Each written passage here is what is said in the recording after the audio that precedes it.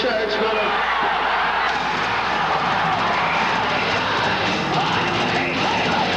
Welcome to the altar of Marilyn Manson, the most controversial rock and roll act on the road today, coming soon to a sold-out arena near you. I've always identified with the character of Lucifer in the Bible. Taking the names of two American icons, Marilyn Manson creates a performance that is a paradox of glitz and horror. The ghoulish makeup might remind you of bands of the past, but if you think they were outrageous, then get ready for the new king of shock rock. As the Beatles were bigger than Jesus, Marilyn Manson is bigger than Satan.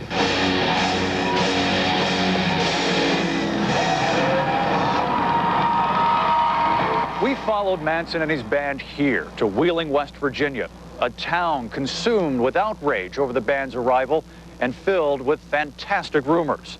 We came looking for the truth behind the band's threatening reputation, and we found it buried beneath a layer of free speech and free enterprise known as hype. No noise of any kind. No sharp objects. It's hours before the Marilyn Manson concert, and already fans in Wheeling are lined up outside the Civic Center. It's a sold-out show. Some have been standing in the freezing temperatures since early afternoon. Marilyn Manson's hard, good music.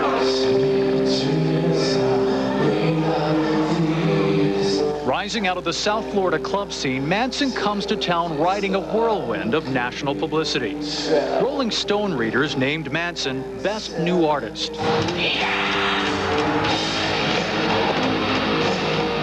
But not everyone in Wheeling is looking forward to tonight's performance.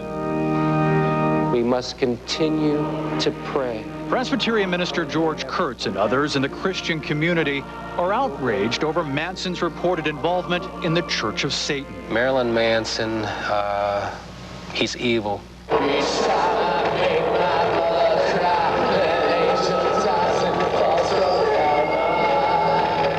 The Church of Satan worships neither God nor the devil and teaches people to believe only in themselves. It's a theme common in Manson's music. The idea, God is dead, you are your own God. It's a lot about self-preservation. A lot of people confuse it with devil worship and things like that. This is not a game, and it's not for fun, and I don't think it's even for show. And we've already seen the effects that it can have on young people. We're here to worship Satan. Satan's God! Extra security's been brought in to handle the Wheeling crowd. While ticket holders go through the customary searches, Manson is relaxing in his eccentrically decorated dressing room. And we find he is just a little amused by all the negative reaction. The most ironic thing that these people always fail to realize is that the lack of hospitality that they greet someone like me with is just very un-Christian. I think that's the biggest paradox of all.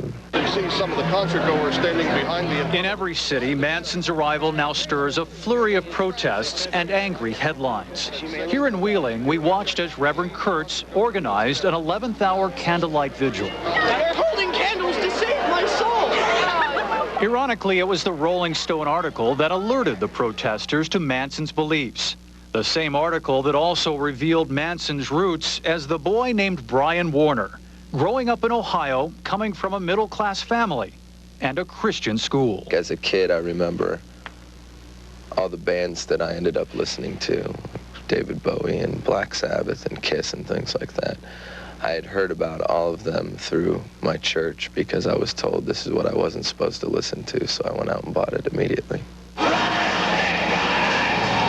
The forbidden fruit Brian Warner savored as a boy, Marilyn Manson now dishes out to a hungry new generation of fans.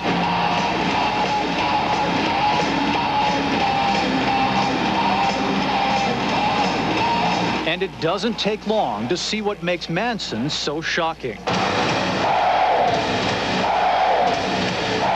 He takes shots at Christians by portraying evangelists as fascists and tossing a torn-up Bible into the crowd. You know, in the past, people have always, you know, hid their horns, so to speak, because they've always backed down when people confront them about the darker side of, you know, man's nature. But I don't think it's something we should be afraid of or ashamed of.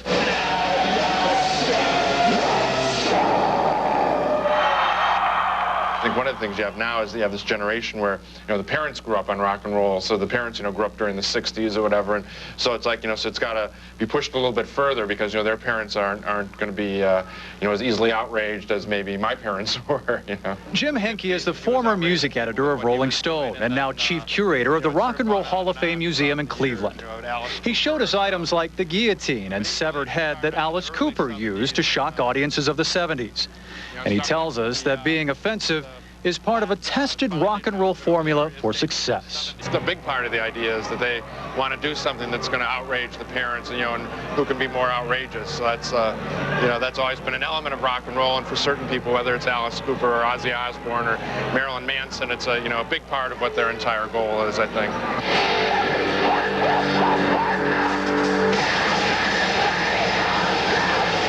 If shocking parents is the goal, then Manson does not disappoint. His music is laden with images of hopelessness and despair.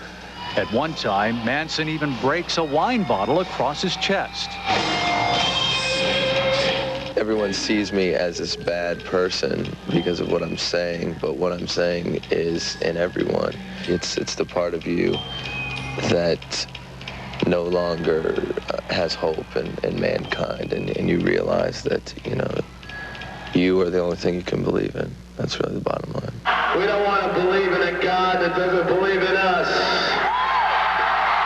They always say that you remember a civilization by its architecture and its music. That's scary. Barbara Wyatt of the Parents Music Resource Center helped lobby for warning labels on records with explicit lyrics. Well, I think certainly the satanic themes are in here. Now, she says she takes at least 20 calls a week from parents complaining that Manson's music goes too far. Where is the harm? Well, again, it's what goes into the brain can stay into the brain. I don't think there's any evidence here that these, you know, kids are going to go out and, you know, rape and loot and, you know, storm our neighborhoods. They're just having a good time. I think that's pretty much what it comes down to, yeah. So. It's only rock and roll? That's only rock and roll, and they like it. So. If this is true, that it's only rock and roll, then everyone who reacts to the shock of Manson's music becomes part of the show. The rebellious youth who pay to see him, and the indignant parents who want him to leave. My prayer is that there'll come a day when there are no cities left for him to perform in. Unfortunately for them, usually with all of their complaining and protesting, they end up just selling more tickets. And this may be what his detractors find most shocking of all. The sales of Marilyn Manson's latest album recently went triple platinum, exceeding 3 million copies worldwide. I think people are just afraid of things they don't understand, and maybe they're not meant to understand me, but obviously some people do, and that's important to me.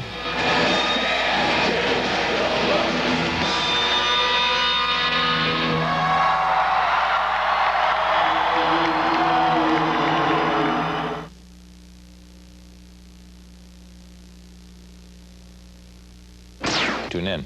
Coming soon to an arena near you, meanwhile, will be metal veteran Ozzy Osbourne with his annual